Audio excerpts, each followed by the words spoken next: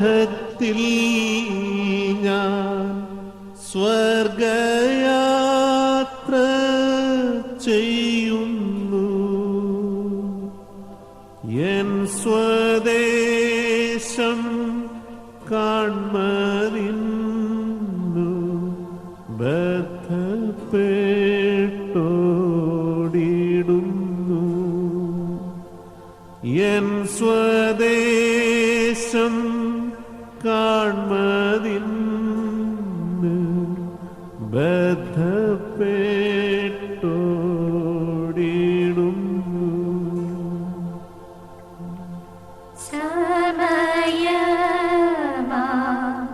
രഥത്തിൽ ഞാൻ സ്വർഗയാത്ര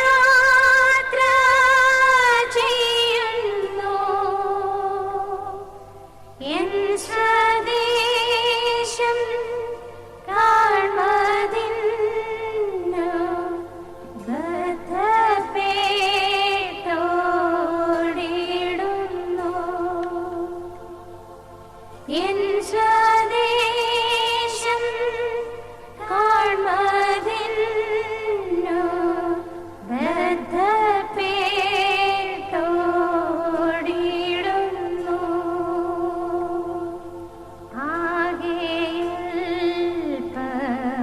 ആകെയൽപനേരം മാത്രം എന്റെ യാത്ര തീരുവാൻ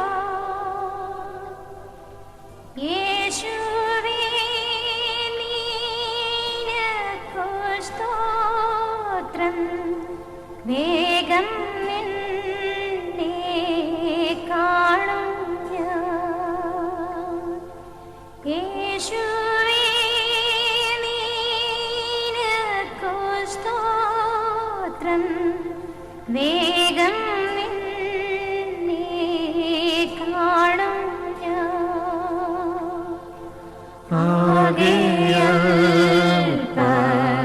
നേരം മാത്രം എന്റെ യാത്ര തീരുവാൻ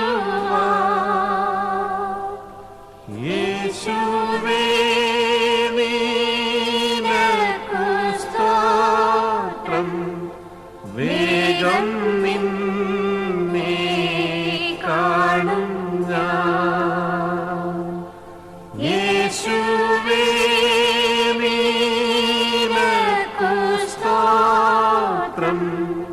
വേഗം നിന്നെ കാണും ഞാൻ.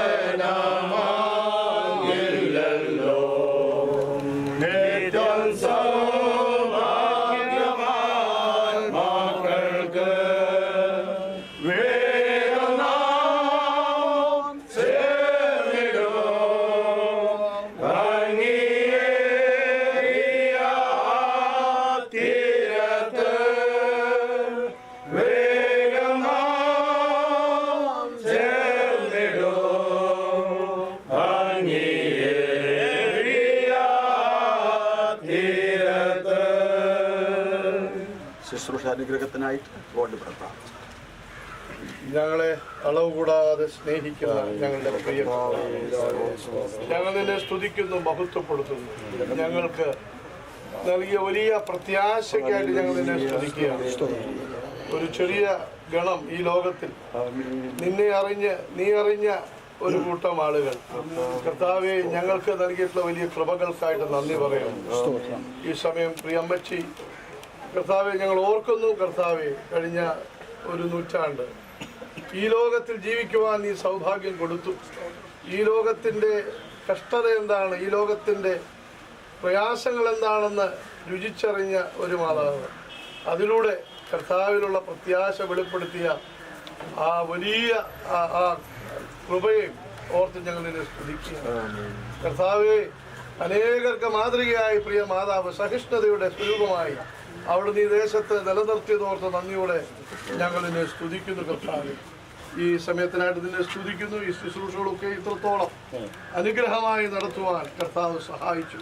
അനേകർക്ക് വന്ന് സംബന്ധിക്കുവാനും കേൾക്കുവാനും സാക്ഷ്യങ്ങൾ കേട്ട് കർത്താവെ അവരുടെ ജീവിതത്തിൽ പകർത്തുവാനും തക്കവണ്ണം കർത്താവ് ഇടയാക്കിയതോർത്ത് നിന്നെ സ്തുതിക്കുന്നു, മഹത്വപ്പെടുത്തുന്നു. ഇപ്പോൾ ഞങ്ങൾ കർത്താവെ അവസാനമായി പ്രിയ മാതാവിനെ ഞങ്ങൾ കർത്താവെ യാത്രയയക്കുന്ന ഈ ശരീരം കർത്താവെ നിന്റെ കൃപ ധാരാളം കേട്ടു നിൽക്കുന്നവർക്ക് ലഭിക്കത്തക്കോണം നിന്റെ വചനം നിന്റെ ദാസനിലൂടെ ലഭിപ്പാൻ കർത്താവ് സഹായിക്കണം. ഞങ്ങളുടെ ഉള്ളത്തിൽ ആ പ്രത്യാശ നിറയ്ക്കണം. കർത്താവ് താൻ ഗംഭീരനാദത്തോടും പ്രധാന ദൂതന്റെ ശബ്ദത്തോടും കാഹളത്തിന്റെ ധ്വനിയോടും കൂടെ സ്വർഗത്തിൽ നിറങ്ങി വരുന്നു എന്നുള്ള വലിയ ആ പ്രത്യാശയുടെ ശബ്ദം ഞങ്ങൾ കേൾക്കുവാൻ ഞങ്ങളുടെ കാതുകൾ ഓർക്കുകയാണ്. പ്രിയ മാതാവിനെ ഞങ്ങൾക്ക് വീണ്ടും കാണാമല്ലോ എന്നുള്ള വലിയ പ്രതീക്ഷയോടുകൂടെ ഞങ്ങൾ പ്രിയ മാതാവിനെ യാത്രയയക്കട്ടെ. ദുഃഖത്തിലിരിക്കുന്ന എല്ലാ പ്രിയപ്പെട്ടവരെ വീണ്ടും ആശ്വസിപ്പിക്കണം എന്ന് ഞങ്ങൾ പ്രത്യേകം പ്രാർത്ഥിക്കുന്നു. ക്രിസ്തു യേശുവിന്റെ വലിയ നാമത്തിൽ ചോദിക്കുന്നു, കൃപയുണ്ടായി കേൾക്കുന്നു.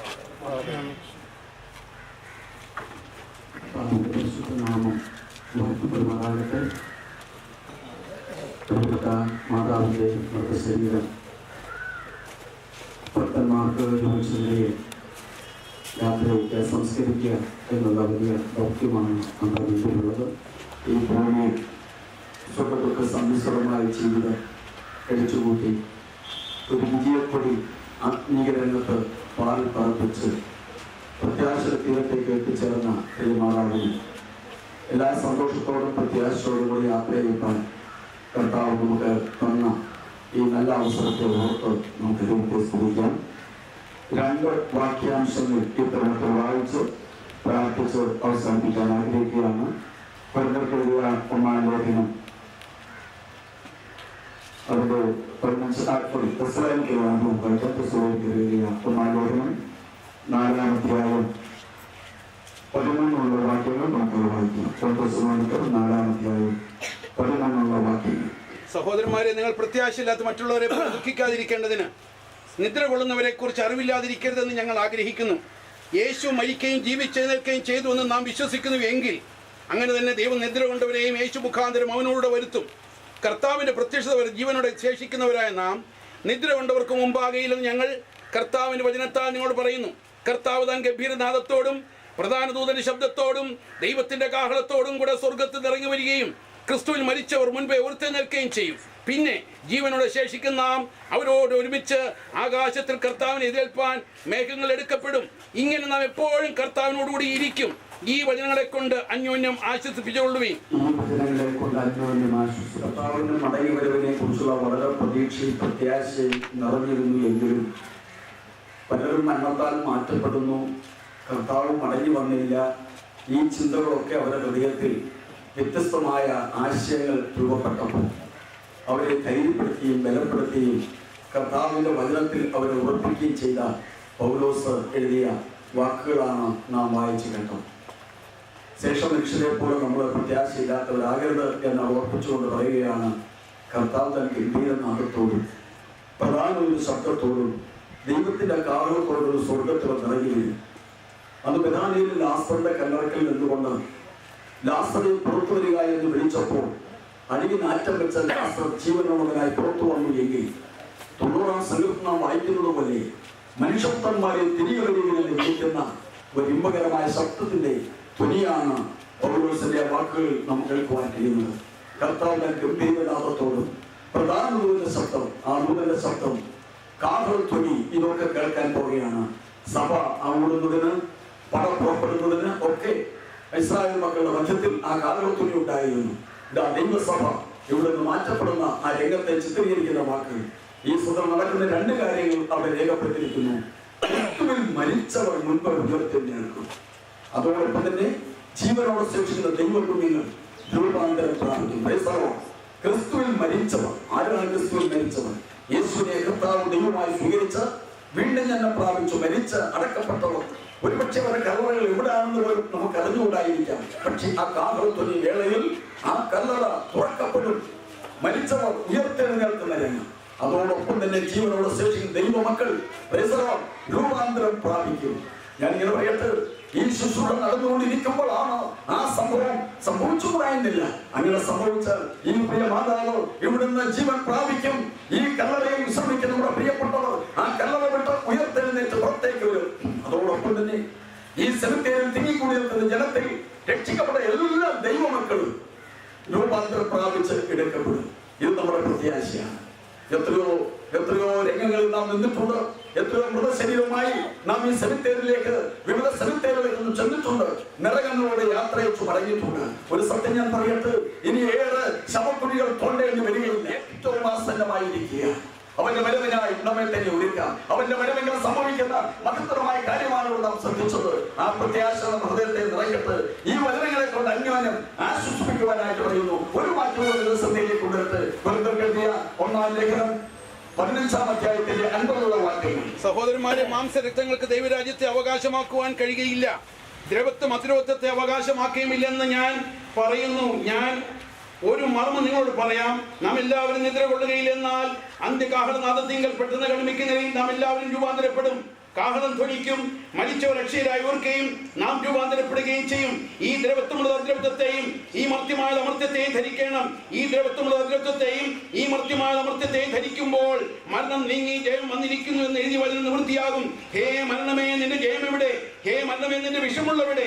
മരണത്തിന്റെ വിഷമുള്ള പാപം, പാപത്തിന്റെ ശക്തിയോ ന്യായപ്രമാണം നമ്മുടെ കർത്താവായ യേശുക്രിസ്തു മുഖാന്തരം നമുക്ക് ജയം നൽകുന്ന ദൈവത്തിന് സ്തോത്രം. ആകയാൽ എന്റെ പ്രിയ സഹോദരന്മാരെ, നിങ്ങൾ ഉറപ്പുള്ളവരും കുലുങ്ങാത്തവരും നിങ്ങളുടെ പ്രയത്നം കർത്താവ് കർത്തവ്യം നടന്നിരിക്കുക.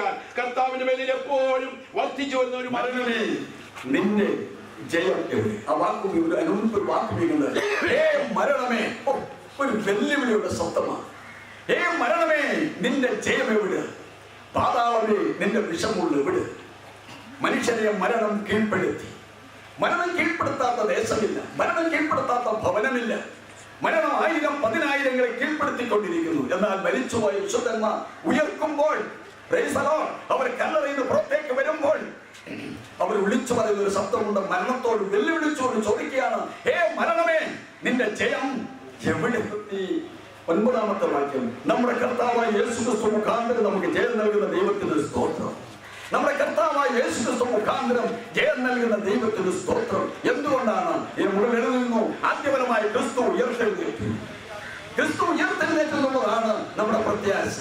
അവൻ ഉയർത്തെഴുന്നേറ്റതുകൊണ്ട് അവനുള്ളവർ അവന്റെ വരവെങ്കിൽ ഉയർത്തെഴുന്നേൽക്കും. ദൈവത്തിന് സ്തോത്രം. ആ വാക്ക് നമുക്ക് ഒരുമിച്ച് സ്തോത്രം ചെയ്ത് അവസാനിപ്പിക്കാം. നമ്മുടെ കർത്താവായ യേശുക്രിസ്തു മുഖാന്തരം നമുക്ക് ജയം നൽകുന്ന ദൈവത്തിന് സ്തോത്രം. ഹല്ലേലൂയ, ദൈവത്തിന് സ്തോത്രം. നമ്മുടെ കർത്താവ് എത്രയും വേഗം വരും.